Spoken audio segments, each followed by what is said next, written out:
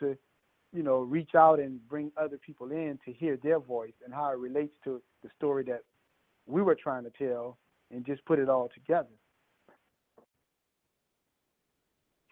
Yes, indeed. And one of the things. I'm sorry, Shaka. I just want. Go ahead. We are only one of the few African born in New Orleans folk on the tricentennial calendar that doesn't have an official sponsor. So we have some collaboration with the city of New Orleans cultural economy. We have a great brother who have We Dat, the food spot, 2 locations, one on Canal Street and one on in Gentilly. Brother Greg, who came on board because he felt passionate about the project. Even with our marketing team, we have 1718, with Sister Trinae, with Trio 1718.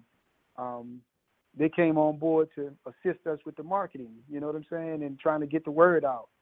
WBOK, they with Sister Susan over there. So we got a lot of people just from a grassroots perspective. Of the Black Penny, I have Golden Feather 704 North Rampart, which is a Black Mask and Indian gallery, and next door there's a bar called the Black Penny. They even came on board to assist us. So we realized that this whole thing has been pretty much a grassroots support system that's actually from the folk that really passionate about this culture. But with a 26 or 30 member cast, of course we're not there yet financially, but we're still looking for that sponsor to really pull us over the edge. But even you giving us a platform, with your station, that's a great deal of support in that area. So we just pretty much, we less than 2 weeks out, and we have a Facebook page and we have a website, Voices of Congo Square, and we just trying to bring it all together and put this thing together and have the financial part that is to assist us to keep that burden off of us so we can continue with this culture. Yes, and Shaka, since Osei Ifa is not every day, and today is Osei Ifa, and we should acknowledge that. We should seize the opportunity to communicate and acknowledge the Egungun. And that's one of the things that I like most, not just about you, like and respect, not just about you, but your dad, is you all's representation, cultural Egunguns, which are paramount in Orisha worship, through the stilt walking, through masking Indian, through the various forms that we find our ancestors masking through that ancient tradition of Egungun. So I see Egungun when I see you on stilts, when I see you representing these powerful forces that represent and acknowledge and keep our ancestral spirits alive. So I'm grateful for what you do, what you bring to the table, what you represent in our community, and that's one of the things that I'm most intrigued about, is the masking aspect of who you are and what you do. And I really thank you for being on the show. Go ahead. Right.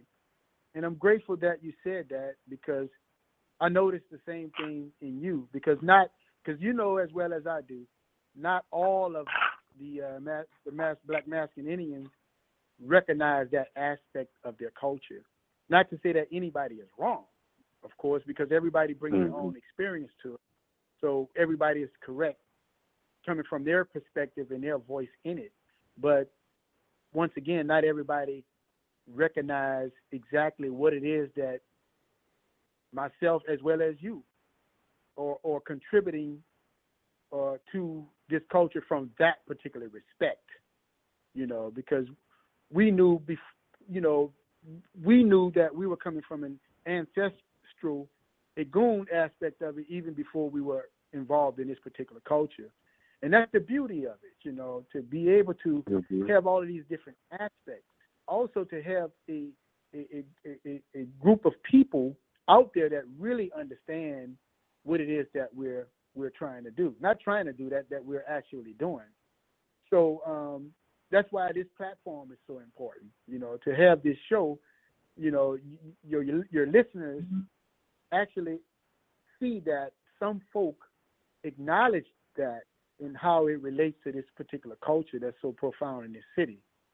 So, and the great thing about it is none of us is smarter than all of us. So we need all aspects of it, but we definitely need to understand that we're walking in the footsteps of giants. We're walking in the footsteps of our ancestors, and it's our ancestors that guide us and get us through this whole year process of masking and putting together these beads to be able to have their voice to put on the streets of New Orleans.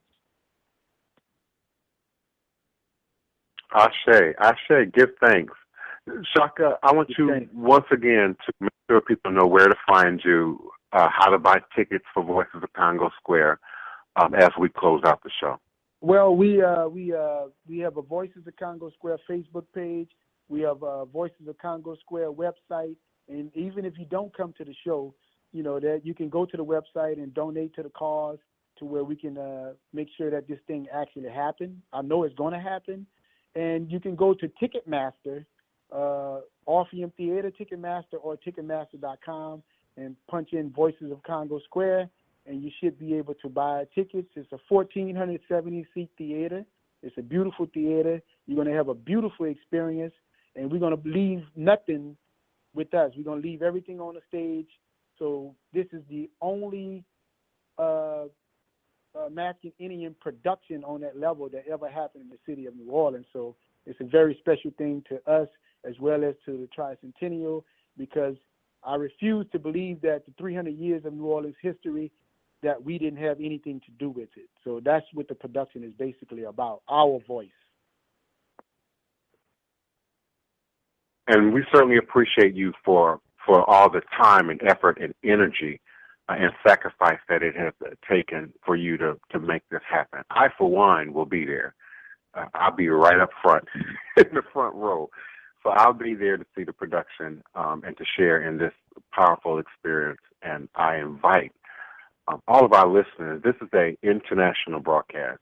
It also will automatically go into archives, so people will be listening to this show over and over again between now and April 20th. So we invite you to act, not just to hear us, but to act and participate and donate and purchase a ticket and be a part of Congo Square and Next Congo Square. Even if you don't live in Louisiana, even if you don't live in New Orleans, if you support and appreciate what we do every day to keep culture alive in New Orleans, we ask you to be a part of this experience, Voices of Congo Square. Thank you so much, Shaka, for taking the time to bring this powerful information to my show. And thank you, and I appreciate you having me on today because I'm very grateful. Thank you so much, Mandopi Pupo Ashe. Modupwe. Odabo. Congo Square. The Omas Indians prepared this place for us centuries before our arrival. A sacred spot where corn festivals were celebrated. The Omas Indians prepared this place for us centuries before our arrival. Congo Square, a sacred spot where corn festivals were celebrated. And as the colonizers came, our hosts, the Omas Indians, they pushed aside our hosts. The colonizers came and pushed aside our hosts and introduced us in chains. And by the late 1700s, we somehow, recognizing the sacredness of Les Places de Congo, we somehow, and the how of our somehow, persuasive methodologies is not clear at this moment. The how is not clear. How our persuasive methodologies work is not clear at this moment, but nevertheless, even as slaves, we crafted and created a space where we could be free to be we. And thusly we countered the sacrilegiousness of the French, giving great homage to our ancestors as well as giving praise and thanks to our red-blooded brothers and sisters. This is an oral libation toast to Congo Square, to Native Americans, to our ancestors who made a circle out of a square and gave us a way to stay ourselves, save ourselves from the transformatory ugliness of America, which refuses to recognize the spirituality of life, which refuses to recognize the spirituality of life and celebrates death with crosses and crosses, double and triple crosses, the middle passage, the first cross, Christianity, the double cross, and capitalism, the ultimate triple coup de grace cross of our captivity.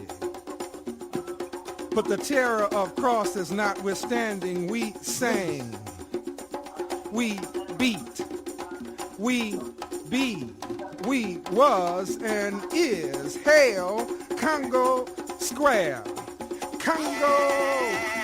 Congo Square. Our African gods have not been obliterated.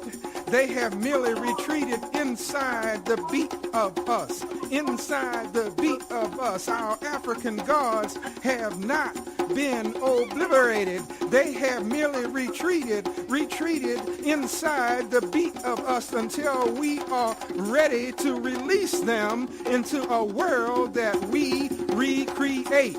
A world heralded by the beating of black heart drums. Heartbeat,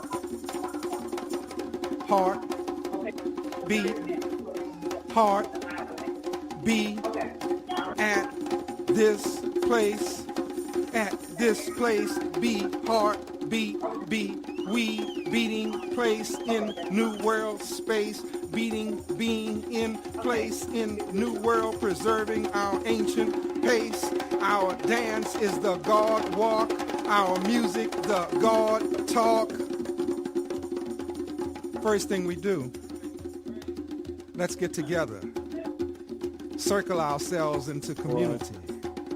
No beginning, no end, connected together and singing, ringing, singing in a ring. I thought we had people to Second, do let's be original, aboriginal. Be what we were before we became what we are. Be bamboola dance. Be banza music. And sing song words which have no English translation. Third, let us remember. Let us remember never to forget. Even when we can't remember the specifics, we must retain the essentials. Let us remember never to forget. Even when we can't remember the specifics, we must retain the essentials. The bounce, the blood flow, the feel, the spirit grow, energy. Must retain and pass on the essential usness that others want to dissipate, whip out of us. Whoa! But no matter how much of us they prohibit, no matter how much of us they prohibit, deep inside us is us. Deep inside us is us. Remains us inside and needs only the beat to set us free. The beat to free us. It is morning. A sun